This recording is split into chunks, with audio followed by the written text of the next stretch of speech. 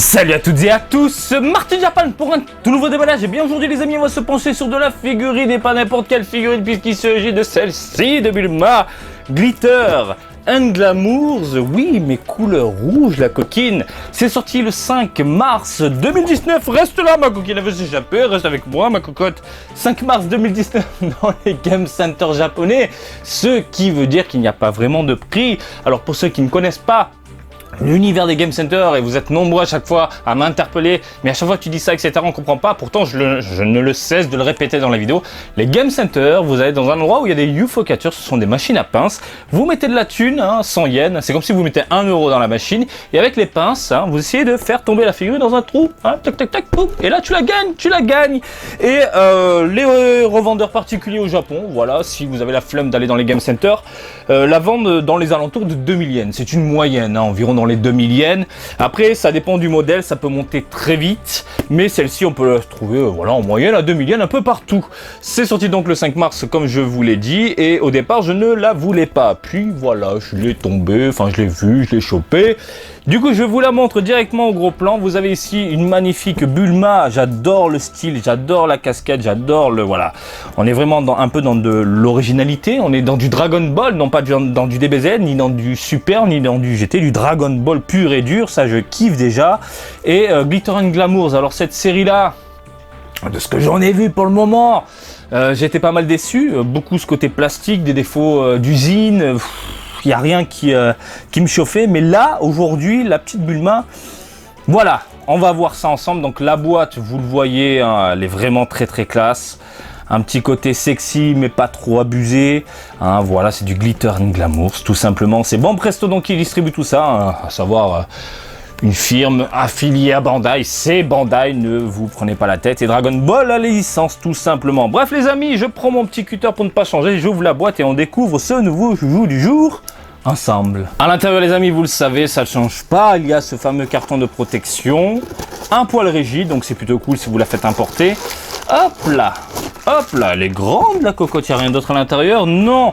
Et vous avez ici donc 1, 2, 3 et 4 pièces. Bon, le socle, voilà, simple, noir, rond, petit. Petit, c'est important, du coup ça prend pas trop d'espace, ça c'est plutôt cool.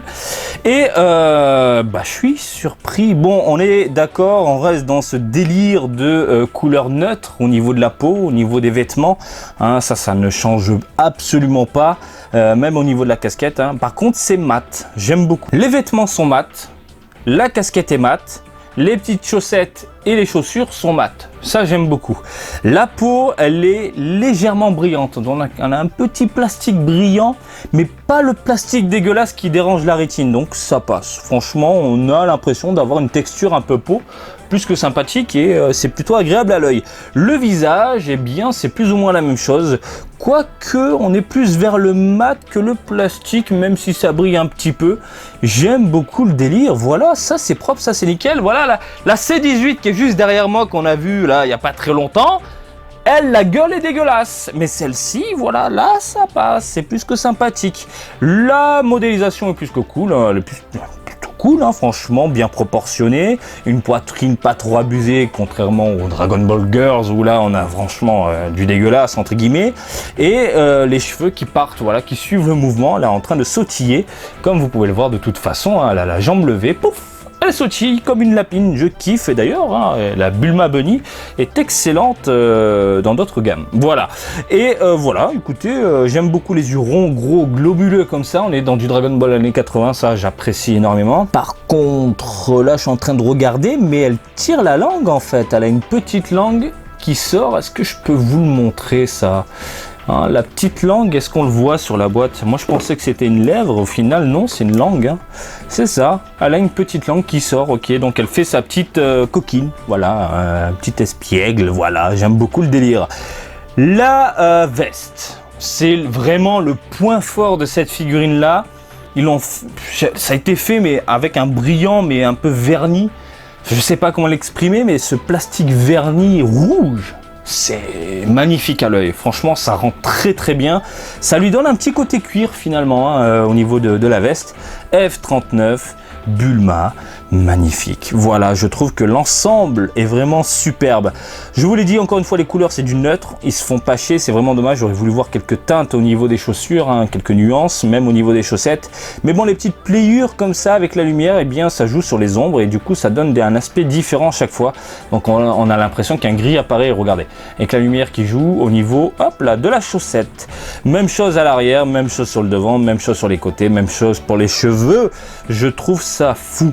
Franchement, dans l'ensemble, c'est une excellente figurine et je suis agréablement surpris parce qu'ils se sont enfin sortis les doigts du trou, hein, si vous me suivez, pour nous proposer enfin une gamme digne de ce nom, de ce nion. Mélange de fion et de... de ce nion. Voilà les amis, je trouve ça cool. Vous avez donc la figurine installée sur son socle et j'ai l'impression que c'est pas très équilibré. On voit des points de colle dégueulasses d'ailleurs, hein. Hop là, regardez-moi ça. Sur le rebord, hein, au niveau hop là, du socle, du support, c'est vraiment pas top. Par contre la tige, de ce que j'en ai vu là, la pincette, elle est un petit peu serrée.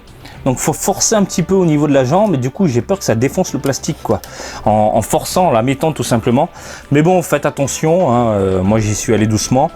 Et voilà, une fois posé, ça a de la gueule quoi, ça a de la gueule. Le socle est petit donc ça va, c'est propre, c'est clean. J'aime beaucoup le visage, j'aime beaucoup la modélisation, j'aime beaucoup voilà, les petites couleurs.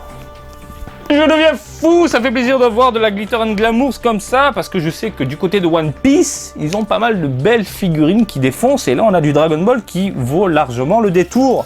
Du coup les amis, on va se pencher sur la taille avec, hop là, le socle compris qui est obligatoire au passage, 26 cm. 26 cm de bonheur! 26 cm de bonheur les amis, voilà, je trouve ça hyper classe, hyper top, hyper tout ce que tu veux, hyper, c'est hyper. Est-ce que je vous la recommande? Bien évidemment, je vous recommanderai toujours du Dragon Ball. Ce que j'entends par du Dragon Ball première génération, on va appeler ça comme ça, hein, le tout début des aventures de Goku et tout, qui est pour moi la meilleure, voilà, il n'y a pas à chercher à tortiller du cul, c'est le top du top, hein, l'aspect univers kung-fu chinois, les mythes, les mystères, la magie, les aventures, bref, la Bulma est dans cet esprit-là et j'adore tout simplement. Il n'y en a pas énormément, en plus des Bulma, enfin des Bulma, des personnages, surtout des personnages tirés de cet univers Dragon Ball. On a vu ensemble la Gyumao qui est là, viens là, viens, je l'ai laissée sur le rebord, elle est là, vous l'avez vu, qui est magnifique. Ça, je te recommande, tout ce qui est univers Dragon Ball, je te le recommanderai toujours. Sauf s'il y a quand même de la merde, s'il y a une peinture qui déboîte, qui est pas trop en adéquation, pardon, avec la couleur de peau, j'en sais rien, mais bon, sait-on jamais, mais là, oui, à 100%, je te dis oui. Voilà, j'espère que ce petit déballage vous a plu. Comme d'habitude, je vous invite à me suivre sur Twitter, Marty_Japan pour là-dessus. Dragon Ball en direct du Japon, mais aussi sur Facebook, Marty Japan, le Japon. Et je vous dis à très bientôt. Allez, salut, bisous, ciao, ciao.